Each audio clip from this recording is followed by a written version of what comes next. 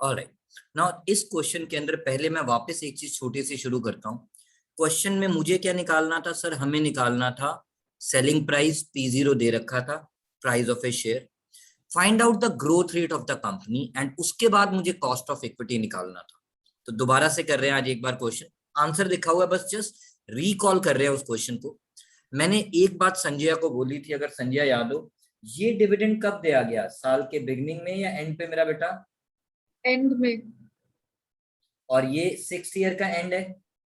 Yes sir. इधर देखो बेटा, फर्स्ट ईयर का एंड खत्म हो गया, उससे मुझे मतलब नहीं है। सेकंड ईयर का एंड मतलब एक साल पूरा हो गया, यानी फर्स्ट ईयर के एंड से सेकंड ईयर का एंड, देन थर्ड ईयर का एंड, फोर्थ ईयर का एंड, फिफ्थ ईयर का एंड, सिक्स्थ ईयर का एंड।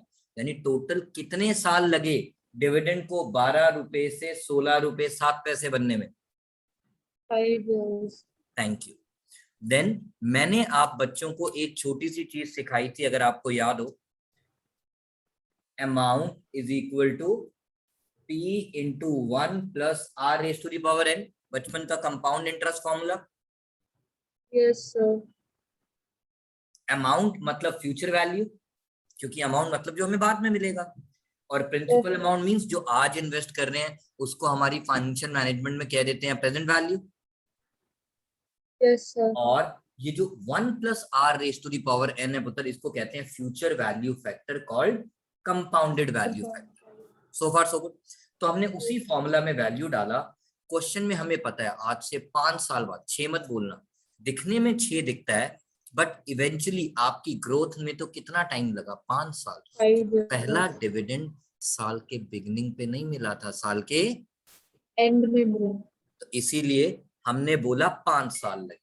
यानी मेरा डिविडेंड 12 रुपए से फ्यूचर में 16 रुपए 7 पैसे होने वाला है, by taking how many years?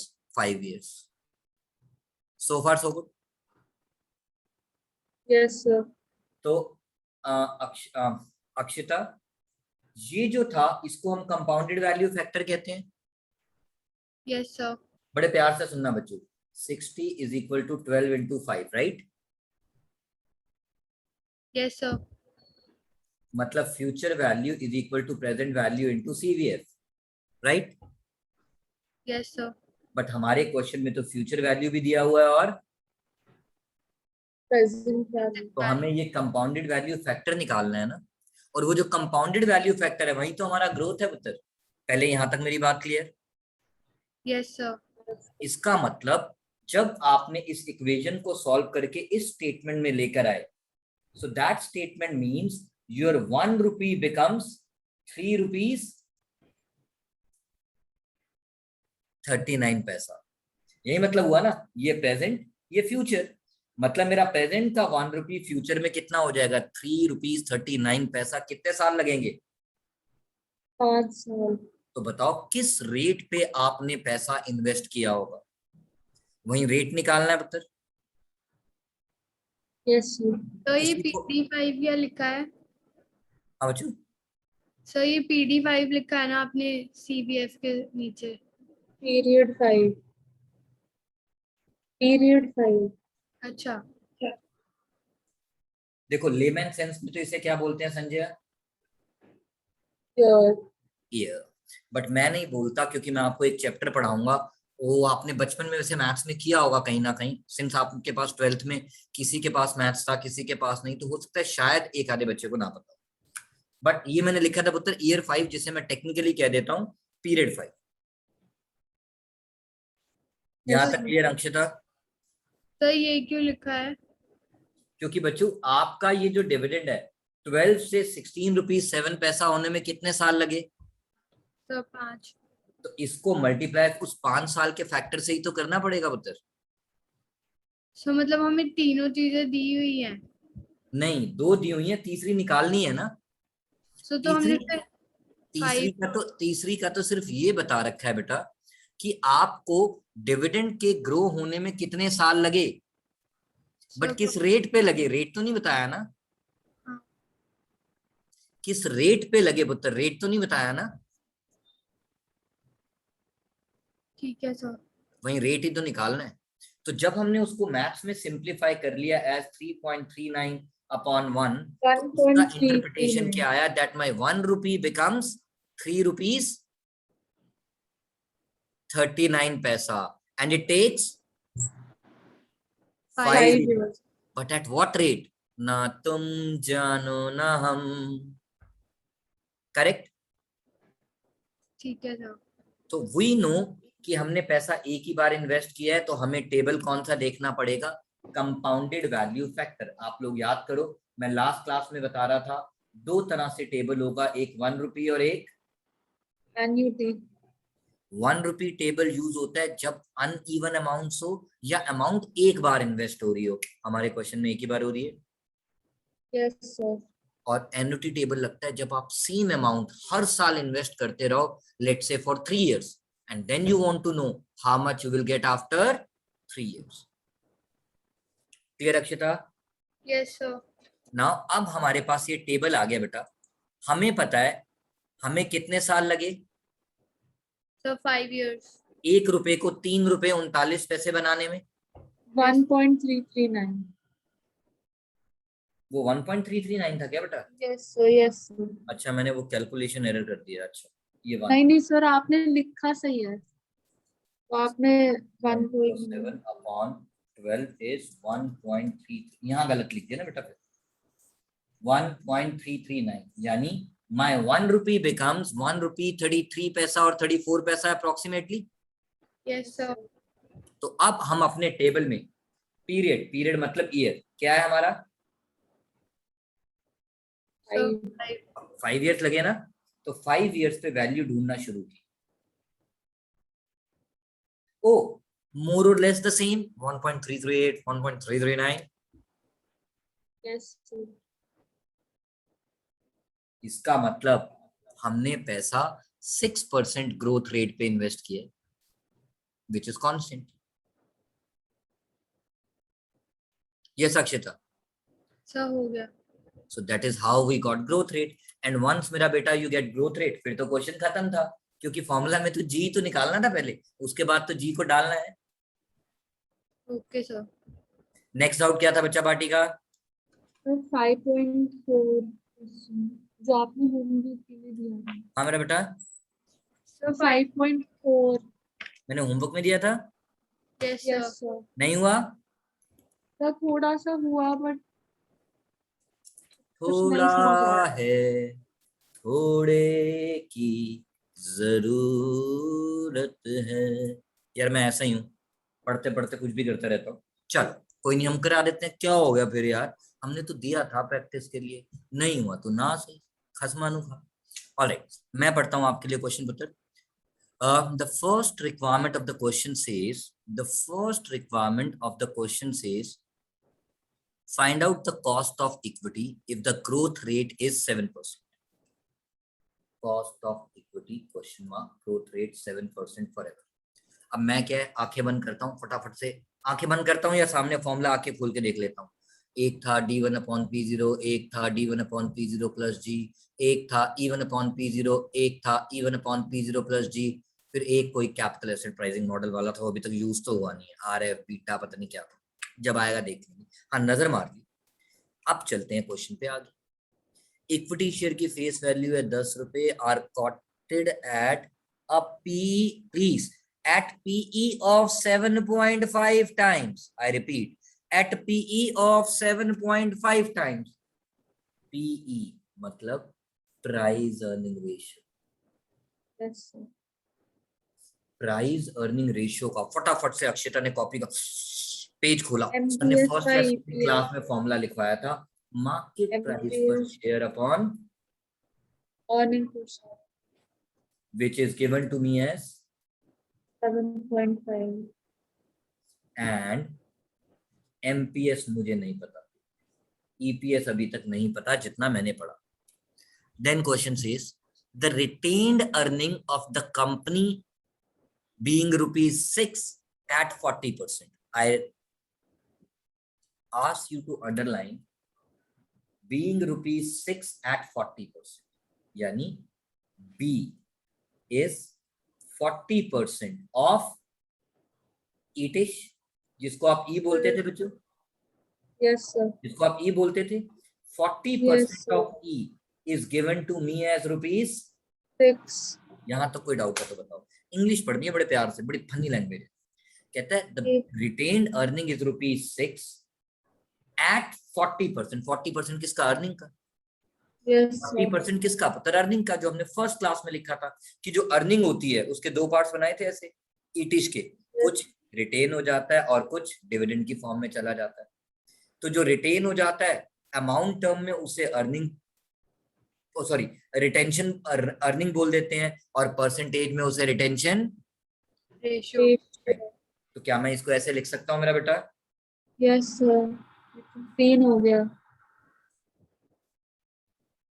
इसका मतलब मेरे बेटे के पास अर्निंग पर शेयर कितना आ गया? 3. तो क्या मेरा बेटा मार्केट प्राइस पर शेयर निकाल सकता है? 112.5। कॉस्ट ऑफ इक्विटी का फॉर्मूला आता है D1 पर शेयर अपॉन P0, क्योंकि ग्रोथ तो है ही नहीं इस क्वेश्चन में। सर 7% है। ओह थैंक यू मेरा बेटा।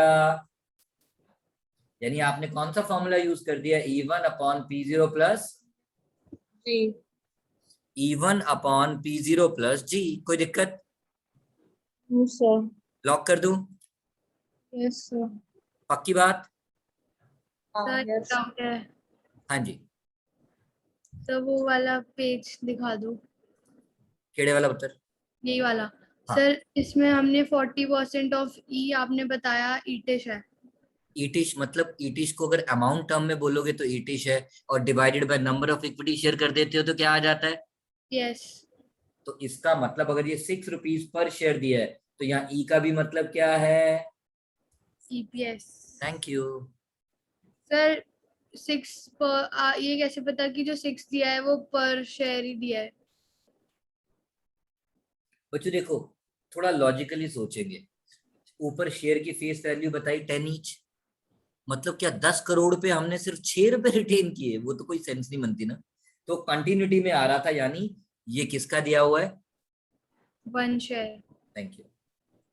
आप बड़े प्यार से मेरी बात सुनना, आप बड़े प्यार से मेरी बात सुनना। मेरा अर्निंग पर शेयर कितना है बच्चों? 15। 15। बट प्लीज इंटू 1 प्लस जी कौन करेगा? याद आया क्यों?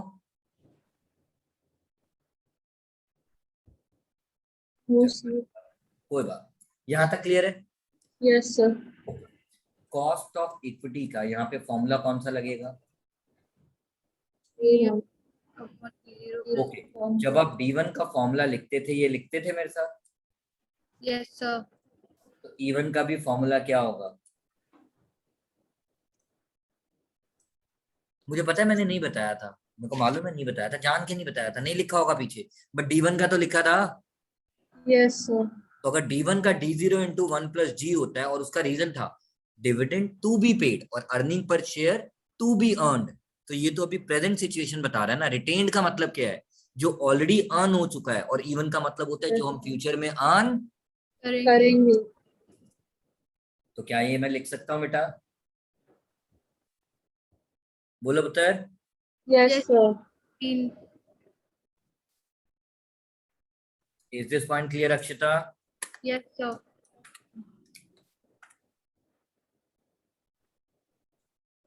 अभी बुक का आंसर मत देखना बेटा। मार्केट प्राइस कितना आया? 112.5। मार्केट प्राइस पर शेयर क्या होता है? Price of a share today P0। Market price पर शेयर क्या होता है? Price of a share today.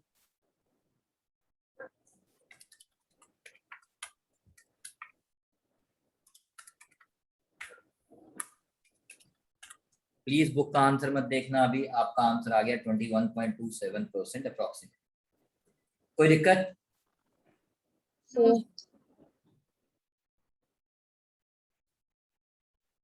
Based on dividend per share का फॉर्मूला क्या होता है? ये होगा। यस।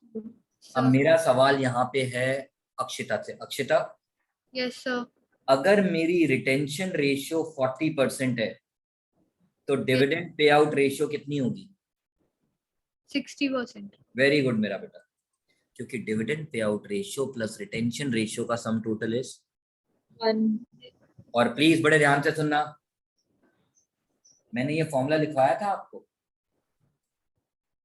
डिराइव करके,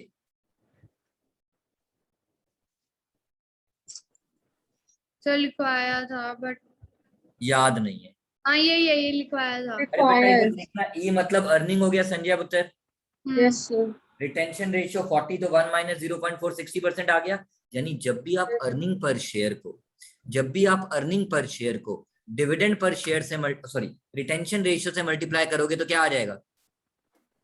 dividend per ratio. Is this point clear? Yes sir. ना हमें पता है हमारी अर्निंग पर शेयर कितनी है,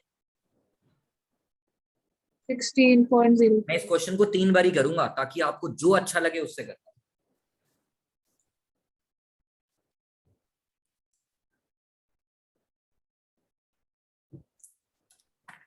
सर एंड अगर ग्रोथ है तो हम वो भी प्लस करेंगे ना? हाँ बेटा, सर अगर ग्रोथ है तो उसको भी प्लस करना पड़ेगा ना?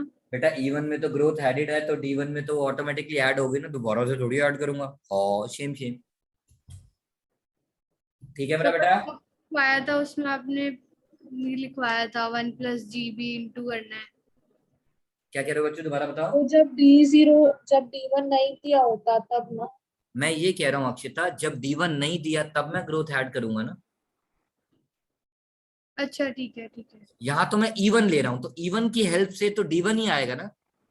ठीक है sir. If this is E1 I will get D1 और D1 में तो फिर इसका मतलब ग्रोथ ऑलरेडी एडेड है। Thank you.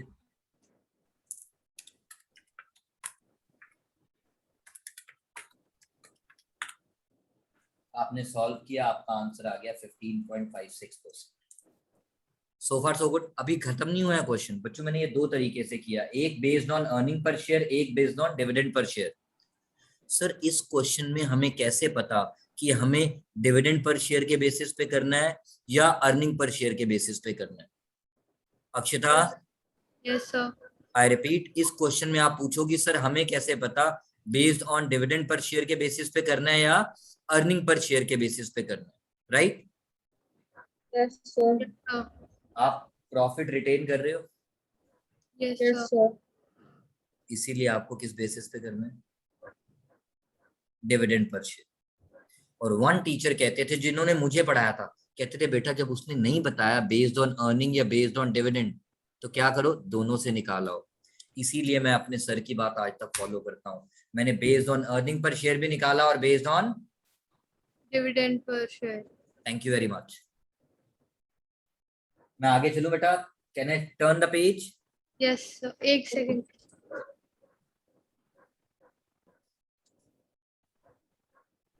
Okay sir. मैं फर्स्ट पार्ट को दोबारा कर रहा हूँ, फॉर लिख भी रहा हूँ, B com if silent and we can compute D1 then do it on the basis of D1। Clear है Sanjay? Yes sir. Sanjay problem पता है क्या आएगी बेटा? प्रॉब्लम ये आएगी अक्षिता, संजय एंड एवरीवन, यहाँ पे मैंने दोनों मेथड से निकाला था तो E1 निकाल रखा था, E1 की हेल्प से D1 निकाल लिया। Yes sir. बट अगर मैंने E1 वाला करना ही नहीं है, सिर्फ D1 वाला करना है तो कैसे करूं, जरा ध्यान देना मेरी बात। मेरा B कितना था?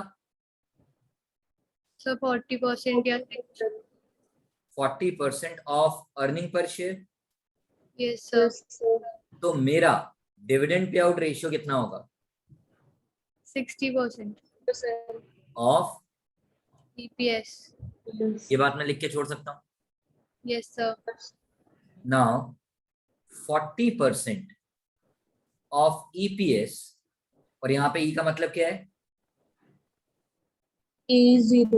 क्योंकि ये अर्निंग तो अभी वाली है ना, रिटेन्ड वाली जो ऑलरेडी अर्न हो चुकी है। 1 का मतलब Yes, है जो फ्यूचर में करूंगा। दैट्स वाई मैंने यहां पर भी इसको मान दिया, E0 ही माना था ना, तभी तो इसमें मैंने ऐड किया था ग्रोथ। Yes, sir. राइट अक्षता? Yes, sir. Yes, sir.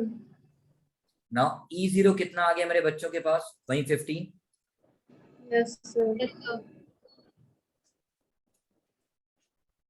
Therefore D0 कितना आ जाएगा सर? 15 का 60%. Thank you. और अगर आपको ये बात स्ट्राइक नहीं करती तो ये कर सकता है मेरा बेटा. अब ठीक है? Yes, sir. मैंने वही डायरेक्टली लिख दिया ना मेरा बेटा. स्मार्ट भी तो बनना है. वो भी स्मार्ट, बनना भी स्मार्ट है ना संजय? Yes, sir. क्लियर है पुत्र? Yes, sir. अब D1 निकालने में तो कोई दिक्कत ही नहीं है. Fine.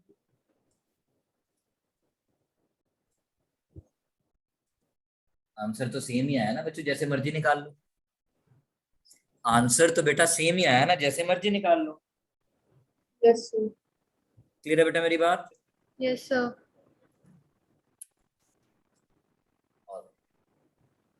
Now cost of equity will be D1 upon P0 plus G.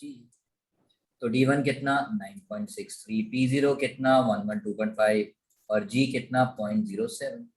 Solve करो, आंसर फिर से वही 15.56%. आंसर फिर से वही 15.56%. So this is another way of finding it out. तो ठीक है, फॉर बीकॉम मैंने ऐसे लिख दिया, बट मैंने सॉल्व करते वक्त दोनों बताया था ताकि आपको याद रहे कि अगर क्वेश्चन में स्पेसिफिकली लिखा आ जाए that do it on the basis of earning per share, तो you know how to do it. Yes, sir. And अगर क्वेश्चन में लिखा आ जाए do it on the basis of dividend per share, then also you know how to do it. Yes, sir. Alright, अब चलते हैं इसके second part पे बेटा. सेकंड पार्ट कहता है find out the indicated market price. बच्चों जल्दी नहीं करना. Find out, we are continuing with example 5.4 only. Indicated market price मतलब P0. MPS called Yes. market price of a share today is also called P0. And it is given that KE remains Constant. as above. Same. Yes, sir. का मतलब वो कह रहा है आप मान के चलो आपका कॉस्ट ऑफ इक्विटी पिछले पार्ट में कितना आया था 15.56, तो अभी भी कितना रहेगा? 10.5. Okay, but the growth rate increases to 9%. Sanjay यहाँ पे कुछ बच्चे कहते हैं सर ये तो गलत बात है, वहां तो हमने कॉस्ट ऑफ इक्विटी निकालते वक्त ग्रोथ लिया था 7%. तो सर वो वाला के ही कैसे ले लूं, क्योंकि क्वेश्चन ने बोला assumption. I can't help it baby. ठीक है पुत्र? Yes, sir. So that was the assumption that keep your KE constant, change the growth rate to 9. अब बताओ मार्केट प्राइस पर शेयर कितना आएगा?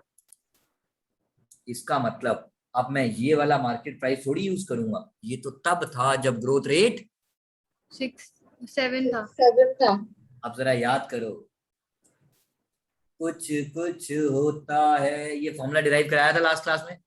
Yes, sir. कॉपी खोल के देख सकते हो, मैं दोबारा डेरिवेशन नहीं बताऊंगा बच्चों, that's a wastage of time. कि ये जो फॉर्मूला होता है, इस फॉर्मूला की जब आप टांगे तोड़ तोड़ के इधर उधर कर देते हो तो फाइनल इक्वेशन ये आ जाती है. Yes, sir. अब D1 कितना? एक बच्चा कहता है 9.63 रुपीज. मैं कहा इधर मेरे पास आया, मैंने पटाक करके थप्पड़ मारा. पूछो क्यों? क्यों सर? क्या बोला? मैंने कहा मैंने बच्चे से पूछा बेटा D1 कितना?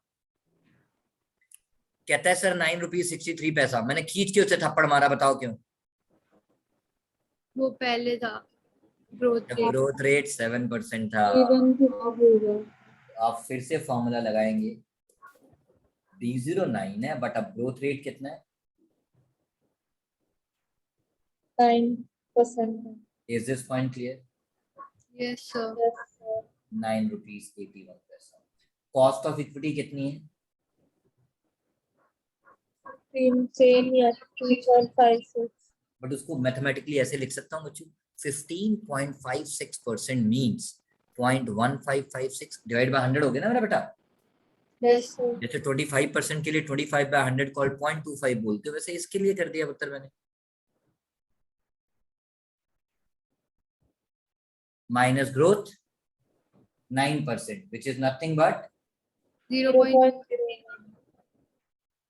तो ठीक है, 0.1556 माइनस 0.09, 0.0656, 0.0656,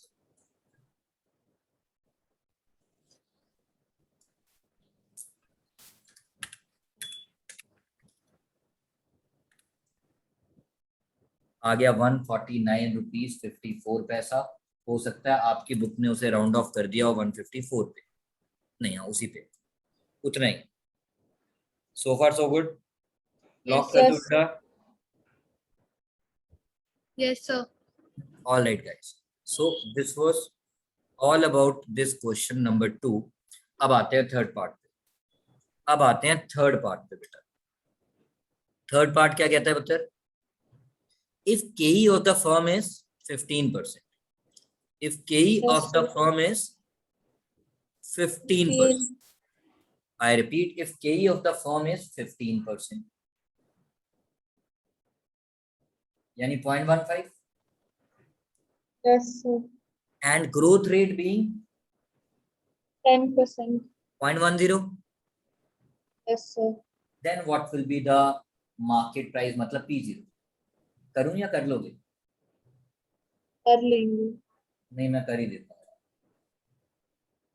D1 कितना मेरे बेटे का? निकालना पड़ेगा। 9 into 1 plus, very good, 0.1 है ना बेटा? Yes sir. Cost of equity 0.15। और ग्रोथ 0.10। सो आंसर कितना आ गया पुत्र? सॉल्व कर लेते हैं। 9 रुपीज 90 पैसा divided by 0.05, 198। I am done with the question, I am done with the question. तो आपका डाउट जो मैंने एक क्वेश्चन होमवर्क में दिया था, मैंने आपके लिए सॉल्व कर दिया, मैंने आपके लिए सॉल्व कर दिया। ऐसे ही आपके लिए बाकी पार्ट्स भी सॉल्व करता रहूंगा। तो जो लोग फोटो फाटो खींच रहे हैं वो यहाँ पे देखें, हमने 5.4 सॉल्व किया, उसका ये फर्स्ट पार्ट था, one way of doing it. This is second part and third part, and first part alternative way of doing it.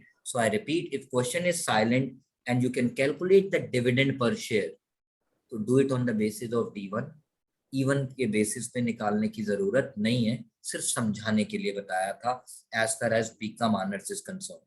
Same question CA में भी लगता है, तो CA में कर रहा हूं मैं, तो CA वाले क्या कहते हैं, भैया दोनों से निकाल दो, तुझे जो अच्छा लगे तू वो ले ले।